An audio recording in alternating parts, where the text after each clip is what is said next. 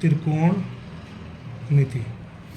त्रिकोणमिति ये अपने नाम से अपने आप को परिभाषित कर रही है, जिसमें 3 कोण होंगे वो त्रिकोणमिति होगी। किसी भी त्रिभुज में 3 कोण जब मिल जाएंगे, 3 कोणों से मिलकर जो मिति बनेगी वो त्रिकोणमिति बन जाएगी। और इसमें एक चीज़ का बहुत इंपॉर्टेंस है कि समकोण त्रिभुज, बिना समकोण त्रिभुज के त्रिकोणमिति संभव नहीं है। यानी कि 3 कोण होने चाहिए और उनमें एक कोण जो होगा वो आपका 90 डिग्री का होगा। ये वाला कोण 90 डिग्री जी, इसे कहते हैं समकोण। ये हो गया आपका समकोण त्रिभुज। ठीक है जी। मान लो 3 कोण है ए बी सी। ठीक है, ये समकोण त्रिभुज हो गया। ये एंगल हो गया एक, और एक एंगल ये हो गया, 3 एंगल हो गया। एक 90 डिग्री, एक 90 डिग्री के सामने जो एंगल होगा वो हमेशा होगा कर्ण। कर्ण कभी नहीं बदलता जी। खाली एक पेन दिए जरा, एक पेन और दे पेन से दे। देखो जैसे फिलहाल तो यही यूँ है, और ये जो तीसरा है इधर से इधर ये कर्ण है। लेकिन अगर मैंने इसको इधर ऐसा खड़ा कर दिया तो कर्ण तो नहीं बदला, बस नीचे जो पड़ी हुई भुजा थी वो खड़ी होगी और जो खड़ी हुई भुजा थी वो पड़गी। ध्यान से देखो, अब ये लेट की, ये खड़ी होगी, ये लेट की और ये खड़ी होगी। यानी कि ये दोनों भुजाओं का खेल ये है कि अगर हम इसको इधर ऐसा मोड़ देंगे तो नीचे आधार के रूप में आ जाएगा। तो हम ये इसमें डिस्कस ये करते हैं कि सर इसमें आधार और लंब 2 भुजाएं बची है तो कर्ण होगी। 3 होते हैं इसमें, आधार लंब और कर्ण। तो हम आधार और लंब को कैसे पहचान लेंगे? सपोज करो मैं बात करूँ कोण सी की, अगर मैं इस वाले कोण की बात करूंगा तो इसके सामने की भुजा हो जाएगी लंब। और अगर मैं इस वाले कोण की बात करूंगा कोण ए की, तो इसके सामने की भुजा हो जाएगी लंब। यानी कि हम जिस कोण की बात करेंगे उसके सामने की भुजा लंब हो जाएगी। अब हम इस वाले कोण की बात कर रहे हैं कोण सी की, इसको हमने थीटा मान लिया। क्या मान लिया? तो इसके सामने जो भुजा है ये हो जाएगी लंब। अब बचा आधार, तो जाहिर सी बात है तीसरी भुजा आपकी क्या हो जाएगी? आधार।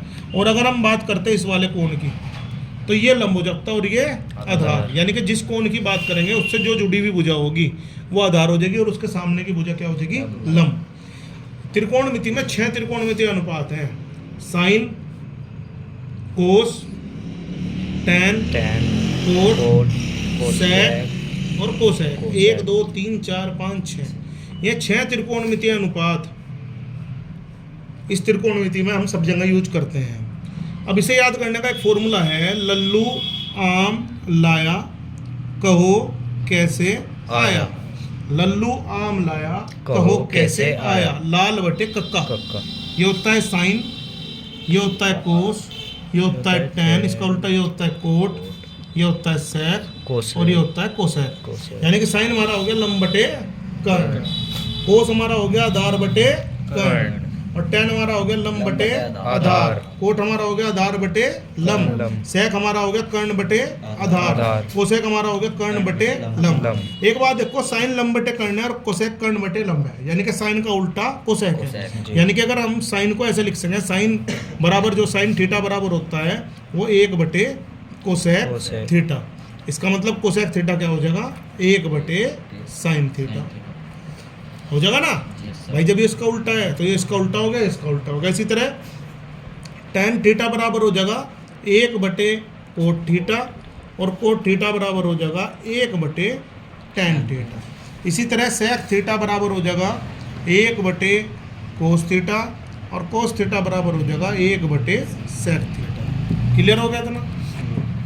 एक बात और, अगर मैं साइन थीटा को कोस थीटा से भाग दे दूँ, यानी कि लंब बटे कर्ण को आधार बटे कर्ण से भाग दे दूँ।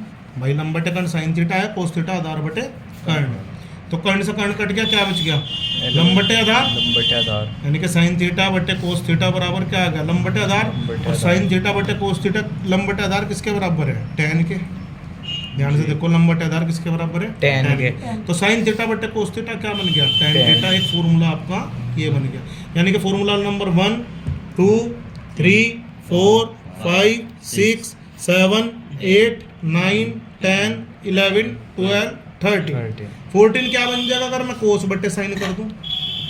तो कोस बटे साइन, क्योंकि ये इसका उल्टा हो गया, टैन का उल्टा क्या होता है? कोट। तो टैन का उल्टा हो जाएगा कोट, क्योंकि यहाँ मैंने नीचे वाला ऊपर कर दिया, ऊपर वाला नीचे कर दिया, तो ये भी उल्टा हो जाएगा। तो टैन का उल्टा हो जाएगा कोट। ये हो गया फॉर्मूला नंबर 14। यहाँ तक समझ में आ गया सर जी? इसके आगे बढ़ते हैं। एक होती है आपकी पाइथागोरस प्रमेय। जो बार बार आती है हर जगह, पाइथागोरस प्रमेय। पाइथागोरस प्रमेय होती है कर्ण का वर्ग, यानी कि समकोण त्रिभुज में सबसे बड़ी भुजा कर्ण होगी। क्यों होगी? जो जिस त्रिभुज की जोन सा कोण बड़ा होता है उसकी सामने की भुजा भी सबसे बड़ी होती है। जो कोण सबसे छोटा होता है उसके सामने की भुजा भी सबसे छोटी होती है। उदाहरण के तौर पर समझेंगे, सपोज करो ये त्रिभुज है और इस त्रिभुज में 3 कोण हैं। अगर यो भी 60 है, यो भी 60 है, यो भी 60 है, तीनों कोण बराबर हैं तो तीनों भुजाएं क्या हो जाएंगी? बराबर। दूसरा सपोज करो यो 60 है, यो 30 है और यो 90 है, तो 90 सबसे बड़ा कोण हो गया। तो इसके सामने की जो भुजा होगी यो सबसे बड़ी होगी। इसके सामने की जो भुजा होगी यो सबसे, सपोज करो यो ए है, यो बी है, यो सी है, इसके सामने यो सी है, तो इसके सामने जो भुजा होगी यो सबसे छोटी होगी और यो बीच वाली भुजा होगी या बी।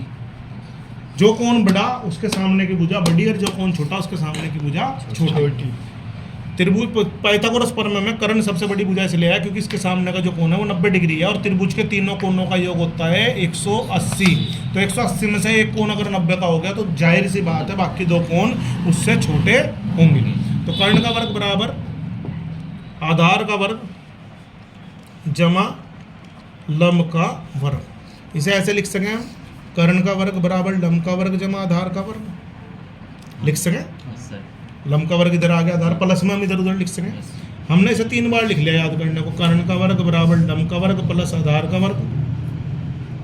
कर्ण का वर्ग बराबर लंब का वर्ग प्लस आधार का वर्ग। कर्ण का वर्ग बराबर लंब का वर्ग प्लस आधार का वर्ग। एक बार तो हमने कर्ण के वर्ग से भाग दे दी, एक बार हमने आधार के वर्ग से भाग दे दी और एक बार हमने लंब के वर्ग से भाग दे दी। 3 बार भाग दे दी भाई। कर्ण से कर्ण कट गया, क्या बच गया? 1। लंब बटे कर्ण, लंब बटे कर्ण मैंने अभी पीछे बताया कि क्या होता है? साइन होता है। तो लंब बटे कर्ण को हम लिख सकते हैं साइन स्क्वायर थीटा। आधार बटे कर्ण होता है कोस, तो ये हो गया कोस स्क्वायर थीटा, यानी कि पहला सूत्र बन गया sine square theta plus cos square theta बराबर किसके हो गया? 1। एक सूत्र तो ये बन गया। अगर मैं कोस को इधर ले जाऊं तो साइन स्क्वायर थीटा बन जाएगा 1 माइनस कोस स्क्वायर थीटा। अगर मैं कोस को इधर ले जाऊं और साइन को इधर ले जाऊं तो ये बन जाएगा कोस स्क्वायर थीटा बराबर 1 minus sine square theta. Clear? अब इससे आगे कर्ण बटे आधार ये होता है आपका सेक, सेक स्क्वायर थीटा। लंब बटे आधार ये होता है आपका टेन स्क्वायर थीटा और आधार से आधार कट गए हो गया 1, यानी कि एक सूत्र बन गया सेक स्क्वायर थीटा बराबर 1 प्लस टेन स्क्वायर थीटा। बन गया? अगर टेन इधर आ जाएगा तो ये हो जाएगा sec square theta minus tan square theta बराबर 1, और अगर 1 इधर आ जाएगा तो ये बन जाएगा सेक स्क्वायर थीटा माइनस 1 बराबर के टेन स्क्वायर थीटा। यानी कि इसको यो लिख सकते हैं और इसको यो लिख सकते हैं। इसी तरह यहाँ आ जाओ, कर्ण बटे लंब होता है आपका कोसेक, कोसेक स्क्वायर थीटा। लंब से लंब कट गया और आधार बटे लंब होता है कोट स्क्वायर थीटा, यानी कि एक सूत्र ये आ गया। इसे ऐसे लिख सकें cosec square theta minus cot square theta बराबर 1, और 1 को इधर ले आओ तो कोसेक स्क्वायर थीटा माइनस 1 बराबर के कोट स्क्वायर थीटा।